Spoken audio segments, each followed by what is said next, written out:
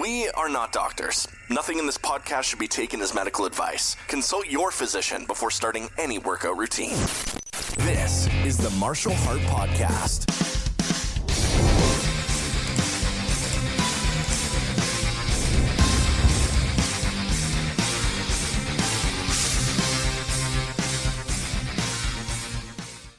And hey everybody, welcome back and hello.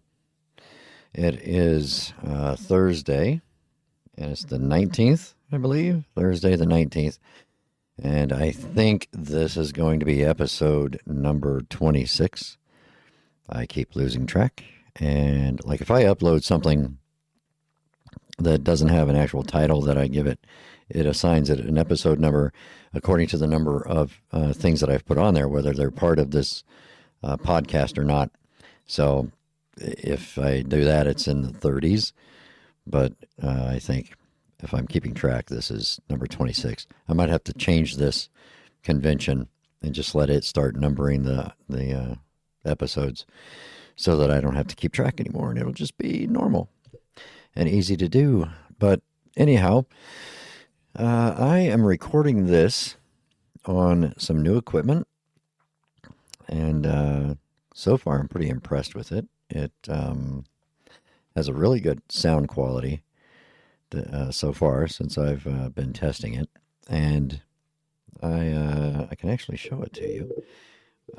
It is the Zoom PodTrack P4, and it took me a while. I was thinking about this and thinking about it and reading about it and watching reviews and reading specs and all this other stuff about, is it going to do what I need it to do? Because I need some very specific things that I want to do. And the ultimate goal for me on the audio is that I want to be able to plug this thing in, press record or stream, whatever I'm going to do, and just do it. And when it's done, if I'm doing a recording, I just want to hit upload and send this thing out into the universe. I want to spend the least amount of time as possible on post-processing and all this other garbage. Yes, I'm running it through some filters and stuff on the OBS Studio software, but I want it to be as easy and painless as possible because I'm lazy. So I don't want to spend an hour editing and, adjusting the audio on a 15-minute podcast. That's stupid. So I'm not going to do it. So I need the sound to be as good as possible going in, so that when it's coming out at the other end, then I don't have to do anything with it. And this thing's really pretty sweet. The number one thing about it is that it has 4 inputs, so I can have 3 guests on the podcast live. It has a thing where people can actually call in if I want to take call-ins, and because you can connect a phone to it. And it has 70 decibels of gain. If you're not an audio person, you may not realize that that's outrageous. Most audio interfaces, especially your desktop USB audio interfaces, don't have anywhere near that amount of gain that you can apply to the microphones. And it also has the phantom power if you need to run a condenser microphone or anything, or if you want to run a preamp for a microphone for some reason. But I'm using the Rode PodMic, which is one of those mics that they describe as being gain hungry, that requires a lot of gain because the way they're built to not to be as sensitive, so that you have to be close enough to them. You have to be close, and it's not going to pick up as much background noise, and that's why they're great for broadcasting and great for podcasting and things like that. It's because the settings are a lot easier to deal with because it's a dynamic microphone, whereas a condenser microphone is going to be picking up everything in this house. So some of them, though, like, different models need a lot more power, and you don't want to crank up your gain all the way to 10 or 11. So some people use preamps like a Fedhead or something like that, or a Cloud Lifter. And then it applies some gain, clean gain on the way in, and then you only have to use your gain knobs up here at 3, 4, whatever. So anyway, it has a lot of adjustments. It has a lot of capabilities, and you can record the entire damn thing right there on that device, mobile, out in the field. And just bring it back and upload it.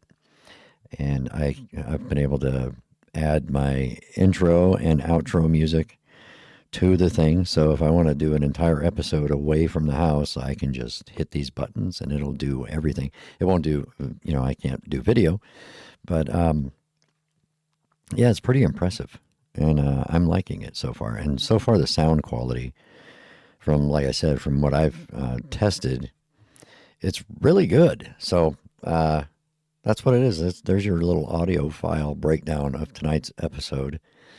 Zoom PodTrack P4 and a Rode pod mic and OBS Studio. So, but on to today's podcast episode. I learned something today. I learned a couple of things today. Number one, I want to say thank you to my friend on Facebook, Lisa, who educated me on why my cardiologist would have taken me off of the blood pressure medicine, metoprolol, when it seems like I'm having all sorts of blood pressure problems, and that is because they're going to put me on a 2-week heart monitor. And blood pressure regulating medicines can interfere with getting proper readings on that, because it's not going to show what my real heart, activity is if I have a drug that's controlling my blood pressure and my heart rate and everything. And metoprolol is a generic version of the regular medicine, but the regular medicine is actually, I don't know if it still is, but years ago, it was banned by the Olympic Committee because you don't shake. If you have a tremor in your hands or whatever, you don't shake anymore. It takes that away. And so the biathletes, the guys who would, do the skiing and then have to shoot, for accuracy, would take it, and it would prevent their hands from shaking after, physical exercise, and that would be a better shot. So they banned it because they considered it a performance-enhancing drug. So anyway, it can control things, and I guess it would, make the heart monitor not actually see what's going on with my heart. But so anyhow, that's what that's all about. But the last couple of days have been ugly because my blood pressure keeps spiking. My heart rate keeps increasing. I keep getting this thumping in my chest. The arrhythmia has come and gone quite rapidly, though. And I feel it come on, and by the time I can get the blood pressure cuff on me, it stopped doing it. So I haven't been able to get it logged that many times in my app. So hopefully the 2-week heart monitor will be able to give them a better track record of what's happening with that. But the other thing that I learned, which is very important, is that stress now manifests itself in physical symptoms with me. I used to get migraine headaches, and I would get stressed out. I would get angry. I would get frustrated, and I would everything was bottled up in there, and I would get a massive headache. At some point, usually when the stress was over, I would get a migraine, but nothing physical. It didn't, make me feel sick or anything like that. So, and I always kind of, I'm sure a lot of people say they thrive in chaos, but I really, that's where I felt comfortable, was when things were a little bit out of control, because then, I could think more clearly, because you have something specific that's happening, and you have very specific things that need to be done in a crisis.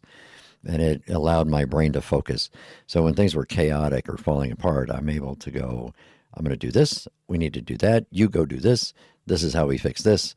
And, resolve it like that. So it never bothered me to be in stressful situations, because that was when my brain actually functioned a little bit better, and I could think a little more clearly when I was under that kind of pressure. But now, what I've noticed in the last couple of days is that if something stresses me out, I feel it physically.